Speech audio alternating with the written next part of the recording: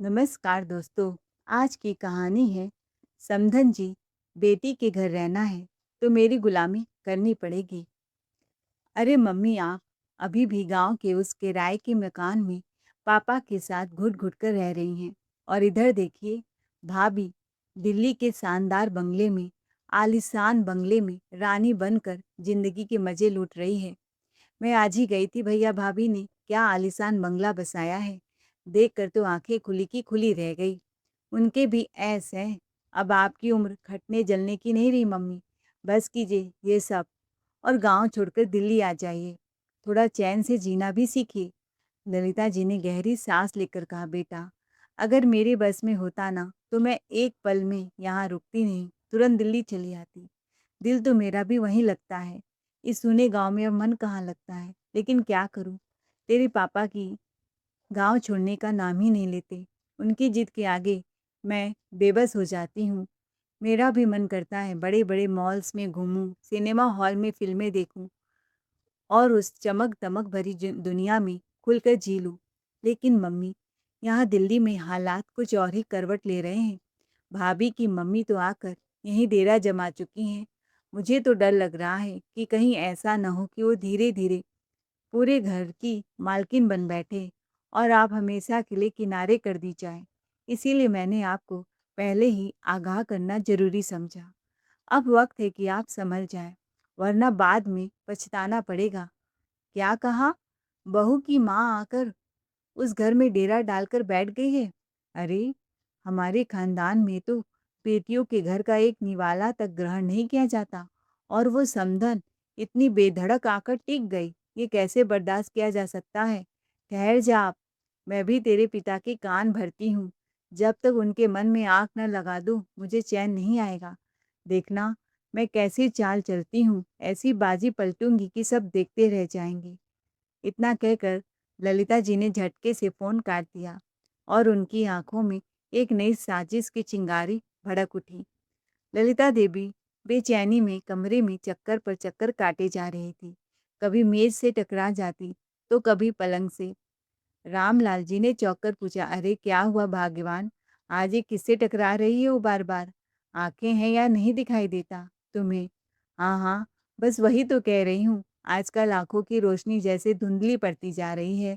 Doctor ने भी साफ कह दिया है, अब सही इलाज कराना जरूरी है, नहीं तो दिक्कत बढ़ सकती है।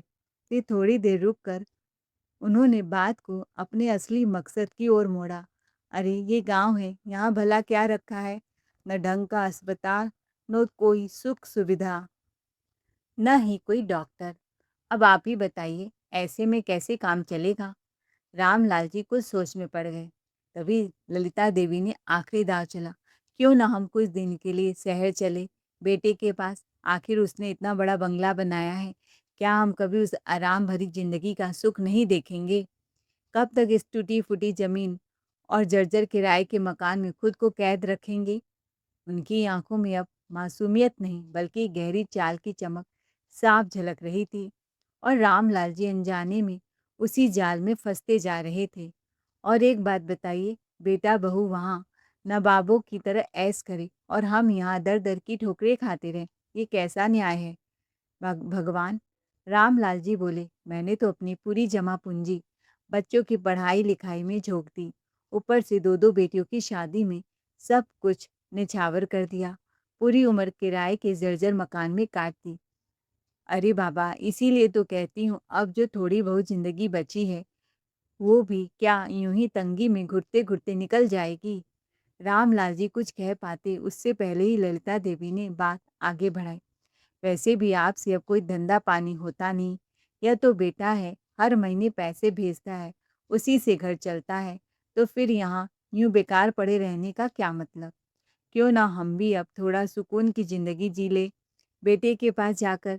कम से कम वहाँ 2 वक़्त की रोटी के लिए यूँ परेशान तो नहीं होना पड़ेगा। और जब मेरा आँखों का ऑपरेशन होगा, तो यहाँ मेरा ख़्याल रखने वाला कौन होगा? वहाँ कम से कम बहू तो है, वो 2 निवाले तो खिलाकर देगी ना बनाकर।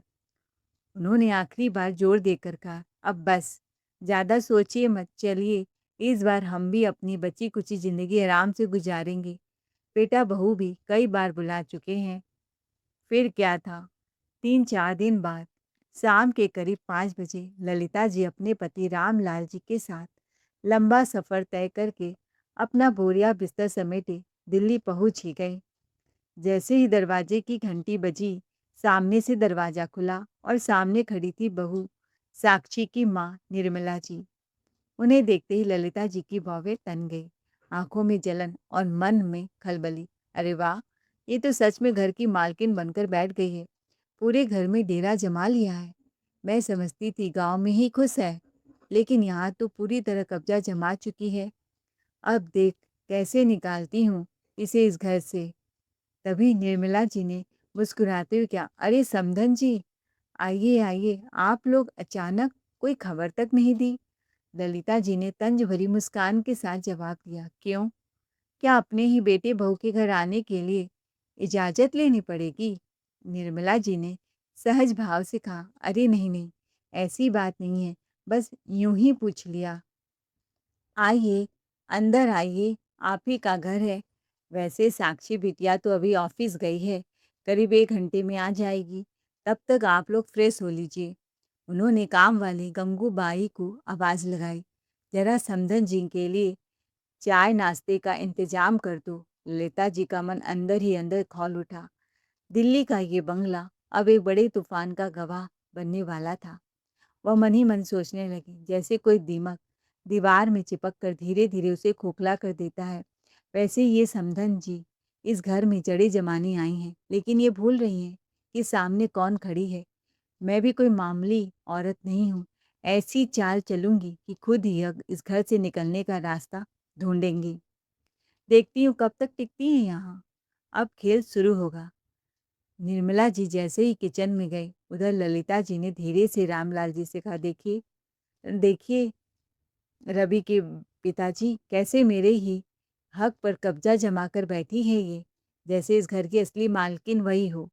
रामलाल जी ने झुंझलाकर तुरंत टोका, चुप भी करो भाग्यवान, हर वक्त दिमाग में यही खिचड़ी क्यों पकती रहती है तुम्हारे? तुम औरतों से बात करना ही बेकार है, बिना बात के शक करना तुम्हारी आदत बन गई है।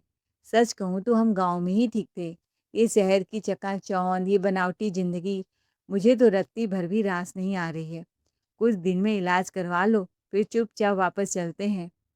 यहाँ बेवजह का झंझट मोल लेने से क्या फ़ायदा? लेकिन ललिता जी के चेहरे पर साफ दिख रहा था, वो इतनी आसानी से हार मानने वालों में से नहीं थी। नाश्ता करने के बाद रामलाल जी और ललिता जी थोड़ी देर आराम कर ही रहे थे कि दरवाजे की घंटी बजी। दरवाज़ा खोलते ही उनकी बहू साक्षी ऑफिस से लौटी थी। थकी हुई जरूर थी, लेकिन चेहरे पर खुशी झलक रही थी। जैसे उसने अंदर कदम रखा, सीधे अपनी माँ निर्मला जी के पास गई और उन्हें गले लगाकर बोली, हैप्पी मदर्स डे माँ। और फिर अपने बैग से एक चमचमाती महंगी बनारसी साड़ी निकालकर उन्हें प्यार से थमा दी। निर्मला जी की आंखें खुशी से भर आई, लेकिन ये नज़ारा देखते ही ललिता जी के मन में जलन की आग भड़क उठी। वो तुरंत हॉल में आकर तीखे स्वर में बोली, वाह बहू, सारा प्यार तो अपनी माँ पर ही लुटा दोगी। अपनी सास के लिए भी कुछ लाई हो या नहीं? साक्षी थोड़ा सक पका गई। अरे मम्मी जी आप? फिर संभलते हुए बोली, मुझे तो पता ही नहीं था कि आप लोग अचानक आ जाएंगे, नहीं तो मैं 2-2 साड़ियाँ जरूर ले आती। ललिता जी ने तंज कसते हुए कहा, क्यों? तेरी एक ही माँ है क्या? एक सास भी तो माँ के समान होती है, उसके लिए गिफ्ट लाने का ख्याल नहीं आया? साची ने धीरे से समझाने की कोशिश की, मम्मी जी ऐसी बात नहीं है, आज मदर्स डे था और मेरी माँ का जन्मदिन भी, इसीलिए।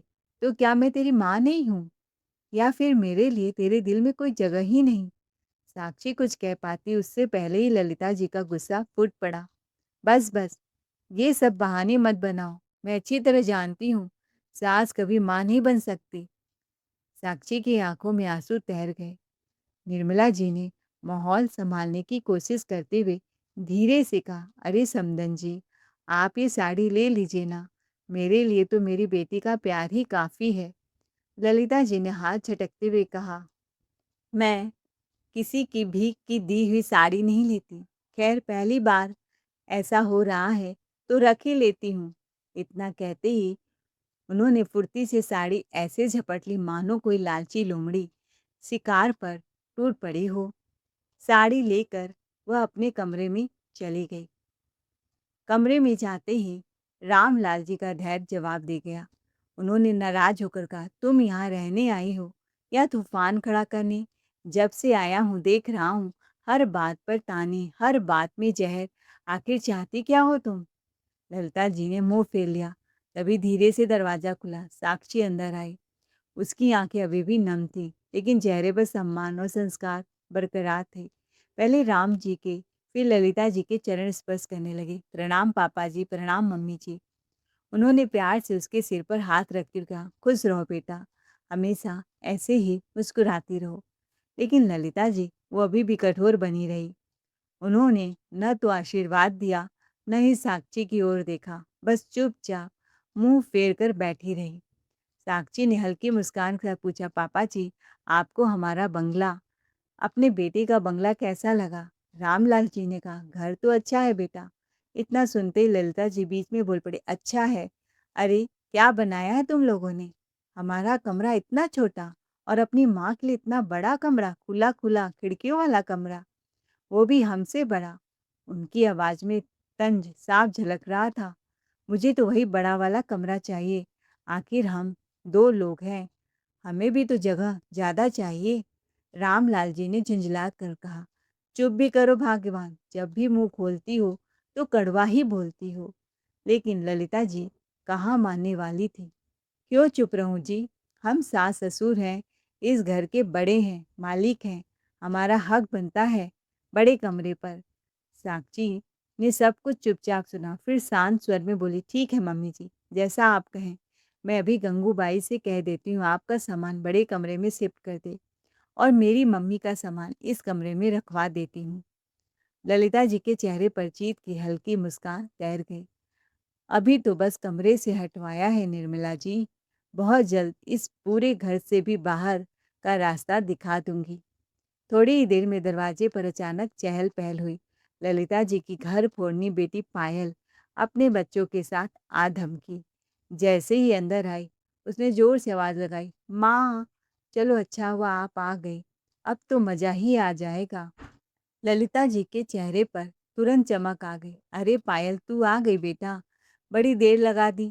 ठीक उसी समय रवि ऑफिस से घर लौट आया था। जैसे उसने अंदर कदम रखा, सबसे पहले अपने माता पिता के पास गया। झुक कर उसने चरण स्पर्श किए। प्रणाम माँ, प्रणाम पापा, खुश रहो बेटा। रवि ने माँ की तरफ देखकर पूछा, कैसी हो माँ, सफर में कोई दिक्कत तो नहीं हुई? ललिता जी बोली, नहीं बेटा, तेरे रहते किस बात की चिंता? साक्षी मुस्कुराते ही बोली, अरे आइए ना, सब लोग आ ही गए हैं, तो आज माँ का जन्मदिन है, तो क्यों ना उनके ही हाथों से केक कटवाया जाए। रवि ने तुरंत हामी भरी, हाँ हाँ बिल्कुल, आज का दिन खास है, इसे यादगार बनाते हैं। कुछ ही देर में केक काटा गया। माहौल तालियों और मुस्कानों से गूंज उठा। केक काटने के बाद रवि आगे बढ़ा और आदर से अपनी सास के हाथों में एक सुंदर सोने की अंगूठी रख दी। ये मेरी तरफ से मम्मी जी, आपके लिए एक छोटा सा तोहफा। निर्मला जी की आंखें भर आई, लेकिन ये दृश्य देखकर ललिता जी और पायल के चेहरे पर नाराजगी साफ झलकने लगी। पायल ने धीरे से माँ के कान में तंज कसा, देखा माँ, कैसे दामाद से भी खर्चा करवाया जा रहा है, बड़ी चालाकी से अपनी झोली भरवा रही है। ललिता जी ने और खींचते हुए सहमति में सिर हिलाया। अब समझ में आया, यहाँ डेरा जमाने का असली मकसद क्या है। पायल ने अपने भाई से कहा, क्यों न भैया, हम सब मिलकर कल पिकनिक चलते हैं, वैसे भी रविवार है, सब फ्री रहेंगे। ललिता जी ने भी हामी भर दी, हाँ हाँ क्यों नहीं, अब तो पूरा परिवार इकट्ठा है। अगले दिन सुबह से ही घर में हलचल मची हुई थी। सब लोग पिकनिक पर जाने की तैयारियों में जुटे थे। हंसी चहल पहल, बच्चों की किलकारियाँ, खाने की पैकिंग, पूरा माहौल खुशियों से भर गया था। अचानक निर्मला जी के कमरे में से दर्द भरी चीख सुनाई दी। अरे ओह!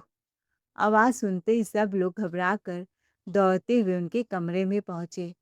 देखा तो निर्मला जी बाथरूम के बाहर फिसल कर जमीन पर गिरी पड़ी थी। साक्षी हड़बड़ा कर उनके पास बैठ गई। माँ, ये क्या हो गया आपको? ललिता जी ने भी औपचारिकता निभाते उन्हें उठाने में हाथ लगाया। निर्मला जी दर्द से कराते बोली, लगता है बेटा पैर में मोच आ गई है, अब तो ठीक से चला भी नहीं जा रहा है। साक्षी की आंखों में चिंता साफ झलक रही थी। माँ, आप ऐसी हालत में हैं और हम आपको छोड़कर पिकनिक पर कैसे जा सकते हैं? चलिए मैं अभी आपको डॉक्टर के पास लेकर चलती हूँ। निर्मला जी ने तुरंत मना करते हुए कहा, अरे नहीं नहीं बेटी, क्यों सबका मूड खराब कर रही है? सब कितने खुश हैं।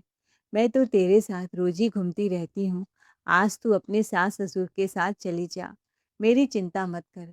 गंगूबाई है ना, वो मेरे पैर में गरम तेल से मालिश कर देगी, सब ठीक हो जाएगा। ललिता जी भी बीच में बोल पड़ी, अरे बहू, जब बहन जी का मन नहीं है तो क्यों जबरदस्ती कर रही हो? बुढ़ापे में तबीयत कब साथ दे कहा नहीं जा सकता। रहने दो उन्हें, फिर कभी ले जाना। साक्षी कुछ पल के लिए असमंजस में खड़ी रही, फिर धीमे स्वर में बोली, ठीक है माँ, अगर आप कह रही हैं तो मैं चली जाती हूँ, लेकिन ध्यान रखिएगा अपना। उसके कदम आगे तो बढ़ गए, लेकिन दिल वहीं अपनी माँ के पास अटका रह गया। कुछ ही देर में सब लोग हंसी खुशी पिकनिक के लिए निकल गए। अब पूरे घर में सिर्फ निर्मला जी थी, खामोश दीवारें और उनके साथ अकेलापन। वो धीरे धीरे सोफे पर बैठ गई और गंगूबाई उनके पैरों पर मालिश कर रही थी। वो खुद से बुदबुदाई, शायद सच में अब हम जैसे लोगों का काम बस घर संभालना ही रह गया है। जब से साक्षी के साथ दिल्ली आई हैं, तभी से महसूस कर रही हूँ इस घर में मेरा होना उनको अखर रहा है। उनका दिल खुद से ही सवाल कर रहा था, क्या सच में बेटी के घर आकर रहना इतना बड़ा अपराध है? साक्षी तो मेरी जिद पर नहीं, अपनी जिद पर मुझे यहाँ लाई थी। पापा नहीं है, आप अकेली कैसी रहेंगे माँ? उनके पति को स्वर्गवास हुए 6 महीने हो गए थे। उनकी याद में उनकी आंखें नम हो गई। अब अगर मैं वापस जाने की बात भी करूंगी तो वो कभी मानने वाली नहीं है। बेटी का दिल कैसे तोड़ दूं? निर्मला जी अपनी साड़ी के पल्लू से आंखों के बहते आंसू पोंछते जा रही थी। विधवा हूं मैं, आखिर जाऊं तो कहाँ जाऊं? वो एक अजीब सी दुविधा में फंस चुकी थी। एक तरफ बेटी का प्यार और दूसरी तरफ अपमान का डर। उधर पिकनिक स्पॉट पर माहौल हंसी ठहाकों से गुज रहा था, लेकिन ललिता जी और पायल के चेहरों पर कुछ और ही खुशी झलक रही थी, एक अजीब सी संतुष्टि। पायल ने मुस्कुराते हुए माँ के कान में कहा, देखा माँ, मैंने पहले ही कहा था ना, भाभी की माँ यहाँ आकर पूरा कब्जा जमा चुकी हैं। अगर अभी नहीं हटाया तो फिर हमेशा के लिए यहीं टिक जाएंगी। ललिता जी ने फुसफुसाते हुए कहा, हाँ बेटी, अब बस देखती जा मैं कैसे उसकी छुट्टी करवाती हूँ यहाँ से। इस घर में रहेगी तो सिर्फ मैं। पायल ने उत्साहित होकर कहा, बस माँ, अब जल्दी से कुछ ऐसा करो कि वो खुद ही यहाँ से जाने को मजबूर हो जाए। अरे शुरुआत तो मैंने कर ही दी है, देखा नहीं? उसकी साड़ी भी अपने नाम कर ली, कमरा भी खाली करवा दिया और आज उसे घूमने भी नहीं जाने दिया। मतलब? माँ, मतलब यह कि आंखों में साजिश की चमक के साथ बोली, बाथरूम के बाहर तेल मैंने जानबूझकर बिखेरा था ताकि उनका कदम डगमगा जाए और वो हमारे साथ पिकनिक पर ना आ सके। आखिर मेरे बेटे बहू की कमाई पर हक सिर्फ हमारा है। अब ऐसे ऐसे दांव चलूंगी कि वो खुद ही तंग आकर इस घर से भाग जाएंगी। मुझे कुछ कहने की जरूरत ही नहीं पड़ेगी। पायल ने रुमाल से अपनी हंसी छुपाते हुए बोली, वाह माँ, यही तो चाहिए। धीरे धीरे उसे ऐसा महसूस करा दो कि यहाँ उसका कोई हक है ही नहीं। दोनों माँ बेटी हंस पड़ी और खाने लगी। खैर पिकनिक से लौटकर सब घर आ गए। साक्षी अपनी माँ के पास दौड़ते हुए गई, उन्हें दवा दिया और उनका ख्याल रखती।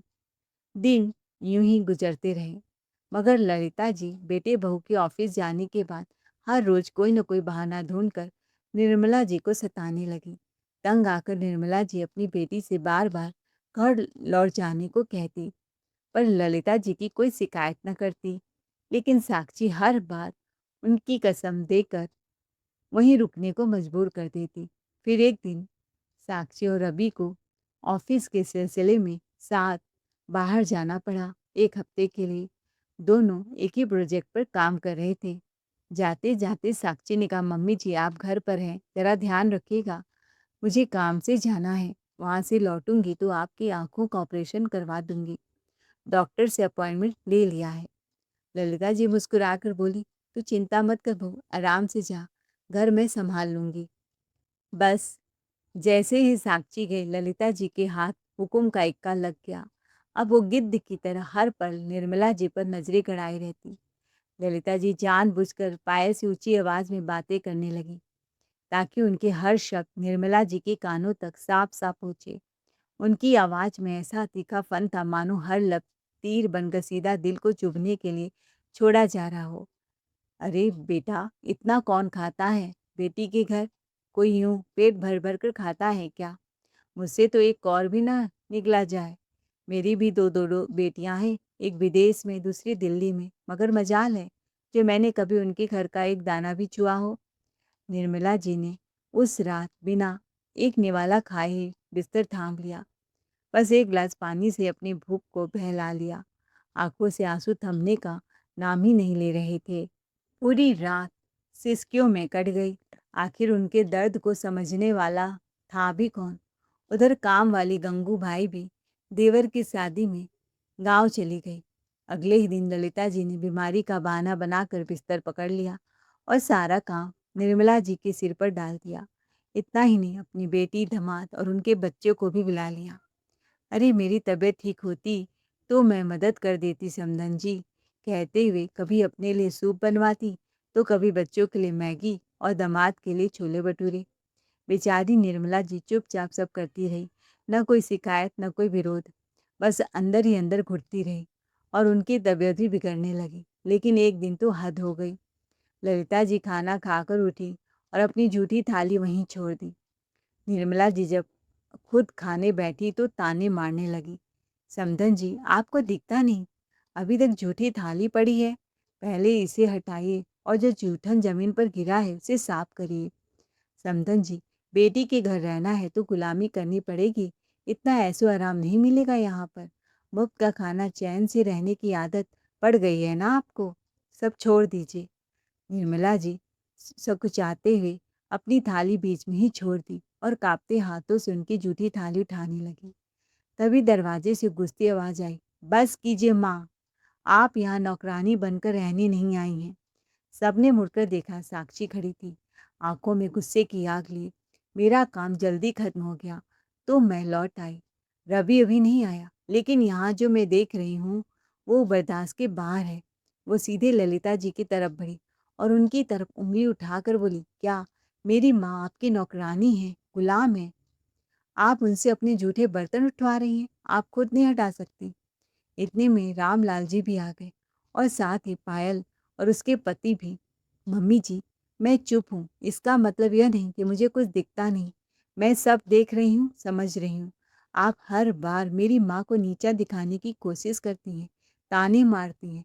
याद रखिए, ये घर सिर्फ आपका नहीं है, इसे मैंने और रवि ने मिलकर बसाया है और जितना हक आपका है उतना ही मेरी माँ का भी है। मैंने एक कमरा आपके लिए बनाया था तो एक अपनी माँ के लिए भी। फ़र्क बस इतना है कि मेरी माँ को किसी सहारे की ज़रूरत नहीं, उनकी अपनी इज्जत और कमाई है, अपनी किराए की कमाई वो मुझे देती हैं। कोई फ्री की रोटी नहीं तोड़ती आपकी तरह। ललिता जी गुस्से में बोली, मैं अपनी बेटी की कमाई खाती हूँ, जिसे मैंने अपने खून पसीने की कमाई से पढ़ाया लिखाया है, अपनी पूरी ज़िंदगी उस पर वार दी है। और जहाँ तक मेरी माँ की बात है मम्मी जी, उन्होंने भी मुझे उसी तरह संवारा है, अपनी हर खुशी कुर्बान की है, तो उन्हें पूरा हक है मुझ पर। वो चाहे तो मेरा सब कुछ अपना समझकर ले सकती हैं, लेकिन अगर मैंने सहारा हटाया ना आपसे, तो आपका कहीं ठिकाना नहीं बचेगा। मैंने हमेशा कोशिश की कि सास-ससुर और माँ-बाप दोनों का फ़र्ज़ निभाऊँ, मगर आप उस काबिल ही नहीं रहीं कि मैं आपको इज़्ज़त दे सकूँ, सम्मान दे सकूँ। अगर इकलौती बेटी होने के नाते मैं उनकी वसीयत पर अधिकार रखती हूँ, तो क्या उनके बुढ़ापे की ज़िम्मेदारी निभाने का हक मुझसे छीन लिया जाएगा? ये कैसा न्याय है माँ जी? जहाँ हक तो दिया जाता है पर फर्ज निभाने से रोका जाता है। क्या एक बेटी का प्रेम और कर्तव्य इस समाज में कोई मायने नहीं रखता? तभी रामलाल जी गरज उठे, बहू तू बिल्कुल सही कह रही है, इस नागिन को घर लाकर तेरे मैंने ही गलती की थी, अब इसे गांव छोड़कर आऊंगा, जब अकेली पड़ी रहेगी ना तब दूसरों का दर्द समझ आएगा। ललिता जी घबरा कर बोली, ये आप क्या कह रहे हैं? रामलाल जी गुस्से में बोले, चुप, तो इस घर को तोड़ने पर तुली हुई है। चाची ने ठहर कर दृढ़ आवाज में कहा, मम्मी जी, जमाना बदल चुका है, बेटियां बोझ नहीं सहारा बनती हैं। चाहे शादी हो जाए, उनका रिश्ता माँ बाप से कभी नहीं टूटता। अगर आपने अब भी अपनी सोच नहीं बदली तो इस घर से आपको जाना ही पड़ेगा हमेशा के लिए। और अगर हद पार की ना तो मैं रवि को सब सच बता दूंगी, तब आपकी खैर नहीं। क्योंकि ये फैसला हमारा था कि हमारे माँ बाप और सास ससुर सब एक साथ इज्जत के साथ इस घर में रहेंगे, किसी के अपमान के साथ नहीं। रामलाल जी गुस्से में गरज उठे, बस अब और नहीं, अभी के अभी अपना सामान बांध ली, हम इसी वक्त गांव लौट रहे हैं। कुछ दिनों बाद मेरा ऑपरेशन भी है। ललिता जी ने कहा, यहाँ रुकने का कोई मतलब नहीं। इतना सुनते ही ललिता जी का सारा घमंड टूट गया। वो तुरंत निर्मला जी के सामने हाथ जोड़कर खड़ी हो गई। समधन जी, बहन जी, मुझसे बहुत बड़ी गलती हो गई, हो सके तो मुझे माफ़ कर दीजिए। अब से हम बहनों की तरह मिलजुल कर रहेंगे। फिर साक्षी की तरफ मुड़कर बोली, बहू, तू भी मुझे माफ़ कर दे, मैं तो बस पायल की बातों में आ गई थी। पायल झट से बोल पड़ी, माँ, मुझे क्यों फंसा रही हो, सच बोलिए। ललिता जी ने तीखे स्वर में डांट दिया, चुप कर, पहले ही गलती कर चुकी है, ऊपर से जुबान चला रही है। लेकिन साक्षी का गुस्सा अब भी शांत नहीं हुआ था। मैं अपना अपमान सह सकती हूँ, लेकिन अपनी माँ का नहीं। तभी निर्मला जी ने नरम स्वर में कहा, बेटी, दिल इतना कठोर मत बना, वो भी एक माँ है, उनसे गलती हो गई है, माफ़ कर दे। बड़ा दिल रखने में ही असली जीत होती है। माँ की बातों ने साक्षी का दिल पिघला दिया। उसने गहरी सांस ली और आखिरकार सबको माफ़ कर दिया। उस दिन के बाद घर का माहौल बदल गया। अब वहाँ तानी नहीं, अपनापन था और सभी मिलजुल कर प्यार से एक परिवार की तरह रहने लगे। दोस्तों, आपको हमारी आज की कहानी कैसी लगी? कमेंट करके ज़रूर बताइए। कहानी अच्छी लगी हो तो चैनल को लाइक से सब्सक्राइब ज़रूर करें। Thanks for watching ARK voice.